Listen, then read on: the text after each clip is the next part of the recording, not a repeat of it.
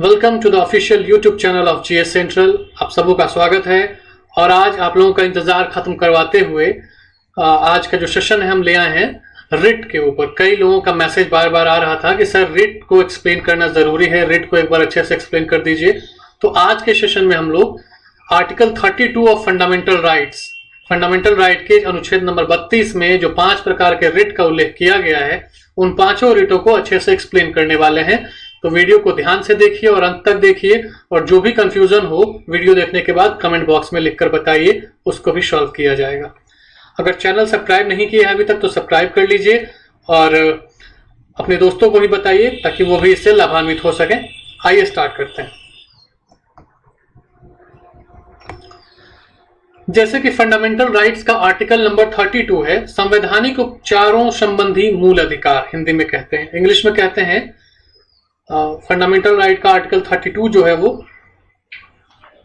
Right to constitutional remedies, संवैधानिक उपचारों का अधिकार, right to constitutional remedies article 32 में है। एक एक करके इसके बारे में जानते हैं। संविधान के भाग 3 में फंडामेंटल राइट्स या मूल अधिकारों का वर्णन है। यदि मूल अधिकारों का राज्य द्वारा उल्लंघन किया जाता है तो राज्य के विरुद्ध न्याय पाने के लिए अनुच्छेद 32 के अंतर्गत उच्चतम न्यायालय में, सुप्रीम कोर्ट में, और अनुच्छेद 226 आर्टिकल 226 के अंतर्गत उच्च न्यायालय में मतलब हाई कोर्ट में रिट याचिका दाखिल करने के अधिकार नागरिकों को दिए गए हैं संविधान के द्वारा। संविधान में निम्नलिखित रिट का उल्लेख किया गया है। 5 प्रकार के रिट हैं, इसको अच्छे से आपको याद कर लेना है। क्या क्या है?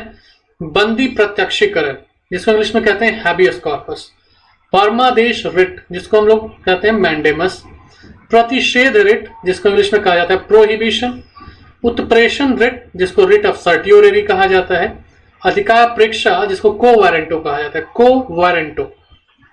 तो ये 5 प्रकार के जो रिट हैं ये आर्टिकल 32 में दिए गए हैं और इनको एक एक करके इसको डिस्कस करते हैं हम लोग। सबसे पहले बंदी प्रत्यक्षीकरण, हैबियस कॉर्पस।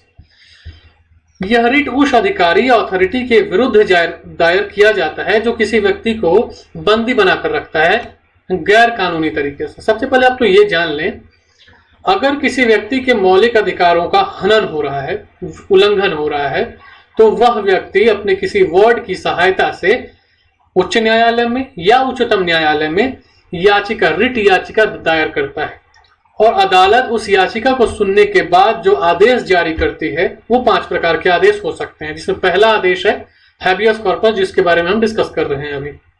तो हैबियस कॉर्पस उस अधिकारी या अथॉरिटी के विरुद्ध दायर किया जाता है जो किसी व्यक्ति को इलीगल तौर पर गैर कानूनी तरीके से बंदी बना करके जिसने रखा है।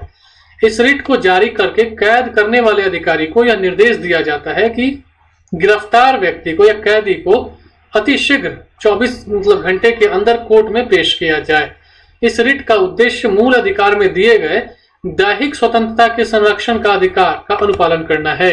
अब आपको याद रखना है कि दैहिक स्वतंत्रता के संरक्षण का अधिकार अनुच्छेद 21 में दिया हुआ, आर्टिकल नंबर 21 में पर्सनल लिबर्टी वाली जो बात है वहां पर है। यह रिट अवैध बंदीकरण के विरुद्ध प्रभावी कानूनी सहायता प्रदान करता है।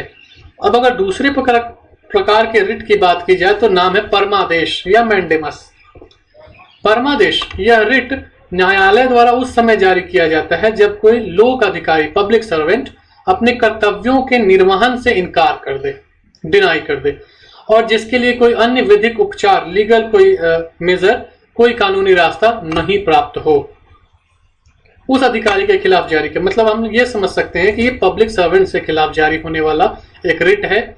इस रिट के द्वारा किसी पब्लिक सर्वेंट या लोक पद के अधिकारी के अतिरिक्त अधीनस्थ न्यायालय अथवा निगम के अधिकारी को भी आदेश दिया जा सकता है कि वह उसे सौंपे कर्तव्यों का पालन सुनिश्चित करे। तो परमादेश के बारे में क्या याद रखना है? परमादेश के बारे में हमें ये याद रखना है कि परमादेश रिट किसी पब्लिक सर्वेंट के खिलाफ या किसी अधीनस्थ न्यायालय के खिलाफ या निगम, म्यूनिसिपैलिटीज के अधिकारियों के खिलाफ या कोई दूसरे भी जो निगम है, बोर्ड्स हैं, उसके अधिकारियों के खिलाफ जारी किए जाते हैं और यह कहा जाता है कि वह अपने कर्तव्यों का पालन सुनिश्चित करे। अब तीसरे प्रकार के रिट की बात करते हैं जिसका नाम है प्रतिषेध रिट या इंग्लिश में कहते हैं प्रोहिबिशन। यह रिट किसी उच्चतर न्यायालय द्वारा अधीनस्थ न्यायालयों के विरुद्ध जारी किया जाता है। अधीनस्थ न्यायालय मतलब सबऑर्डिनेट कोर्ट्स। इस रिट को जारी करके अधीनस्थ न्यायालयों को अपनी अधिकारिता के बाहर कार्य करने से रोका जाता है। जैसे उच्चतम न्यायालय अगर इशू करता है तो अपने से छोटे हाई कोर्ट्स को और सबऑर्डिनेट कोर्ट्स को इशू कर सकता है। अगर हाई कोर्ट करता है तो वो अपने से छोटे अदालतों को इशू करेगा, और इशू करके यह कहा जाता है कि आप अपनी अधिकारिता से बाहर, अपने एरिया से बाहर के कार्यों को मत कीजिए। इस रिट के द्वारा अधीनस्थ न्यायालय को किसी मामले में तुरंत कार्रवाई करने तथा की गई कार्रवाई की सूचना उपलब्ध करने का आदेश दिया जाता है। अगला अगर देखा जाए तो नाम है उत्प्रेषण लेख, रिट ऑफ सर्टियोरेरी। ये क्या है? तो यह रिट भी अधीनस्थ न्यायालयों के विरुद्ध ही जारी किया जाता है। अभी हम लोग जैसे ऊपर बात कर रहे थे प्रतिषेध की, तो यह भी अधीनस्थ न्यायालयों के विरुद्ध होता है जारी, है ना। प्रतिषेध रिट और उत्प्रेषण रिट भी अधीनस्थ न्यायालयों के खिलाफ ही जारी किया जाता है। इसमें क्या है कि इस रिट को जारी करके अधीनस्थ न्यायालयों को यह निर्देश दिया जाता है कि वे अपने पास संचित मुकदमों के निर्णय लेने के लिए उस मुकदमे को वरिष्ठ न्यायालय या उच्चतर न्यायालय को अग्रसारित कर दें, भेज दें। तो देखिए बहुत ध्यान से समझिए दोनों में क्या अंतर है, प्रतिषेध में और उत्प्रेषण में क्या अंतर है। समानता क्या है कि दोनों अधीनस्थ न्यायालयों के लिए ही जारी किए जाते हैं। प्रतिषेध में अपने अधिकार क्षेत्र से बाहर के कार्य को करने से रोका जाता है, जबकि उत्प्रेषण में कहा जाता है कि आपके पास जो मुकदमे ऑलरेडी फाइल हैं उन पर आप निर्णय लीजिए और किसी खास मामले को हायर जो कोर्ट्स हैं वो उच्चतर न्यायालय जो है वहां ट्रांसफर कर दीजिए। उत्प्रेषण लेख का मतलब है उच्चतर न्यायालय द्वारा अधीनस्थ न्यायालय में चल रहे मुकदमे का प्रलेख या डॉक्यूमेंट की समीक्षा करना। इसका तात्पर्य यह नहीं है कि उच्चतर न्यायालय अधीनस्थ न्यायालय के निर्णय के विरुद्ध ही हो, ऐसा नहीं हो सकता है। सेम चीज भी हो सकता है, बस बात इतनी है कि उसे वह अपने यहां मंगा लेता है और उसकी रिव्यू करता है। अगला और आखिरी जो रिट, पांचवा रिट है हमारा, वो है अधिकार परीक्षा या कोवेरेंटो रिट। इस रिट को उस व्यक्ति के विरुद्ध जारी किया जाता है जो किसी ऐसे लोक पद, पब्लिक पोस्ट को धारण किए हुए है जिसे धारण करने का अधिकार उसने खो दिया है या नहीं है उसको अधिकार। इस रिट के द्वारा न्यायालय लोक पद पर किसी व्यक्ति के दावे की वैधता की जांच करता है। यदि उसका दावा निराधार, नॉट वेल फाउंडेड है, तो उस व्यक्ति को उस पद से निष्कासित कर दिया जाता है। इस रिट के माध्यम से किसी भी लोक पदाधिकारी को अपने अधिकार क्षेत्र से बाहर जाकर आदेश देने से रोका जाता है। फिर से समझ लीजिए, कोवेरेंटो किसी खास अधिकारी, पब्लिक सर्वेंट के खिलाफ जारी होता है जो अपने अधिकार क्षेत्र से बाहर जाकर के कार्य कर रहा हो, और उससे यह न्यायालय यह पूछती है कि किस अधिकार से आपने ये काम किया है, उसकी वैधता की जांच करती है। तो इस प्रकार से भारतीय संविधान के भाग 3 मौलिक अधिकार के अनुच्छेद 32 में 5 प्रकार के रिट दिए गए हैं जो अभी हमने देखे। पांचों रिट अलग अलग मामलों से संबंधित हैं। अगर समरी के रूप में एक बार बात कर ली जाए तो सबसे पहले है आपका हैबियस कॉर्पस, जिसको बंदी प्रत्यक्षीकरण कहा जाता है। यह गैर कानूनी तरीके से बंदी बनाकर रखे गए मामले में इशू किया जाता है। दूसरा जो आपका है परमादेश रिट है। यह जो है वो किसी लोक अधिकारी या किसी निगम के अधिकारी या अधीनस्थ न्यायालय को जारी किया जाता है और यह कहा जाता है कि वह अपने कर्तव्य का पालन सुनिश्चित करे। तीसरा जो प्रतिषेध रिट है वो अधीनस्थ न्यायालयों के खिलाफ जारी होता है और न्यायालयों को यह कहा जाता है कि आप अपने अधिकार क्षेत्र से बाहर जाकर के काम नहीं कर सकते हैं, मत कीजिए।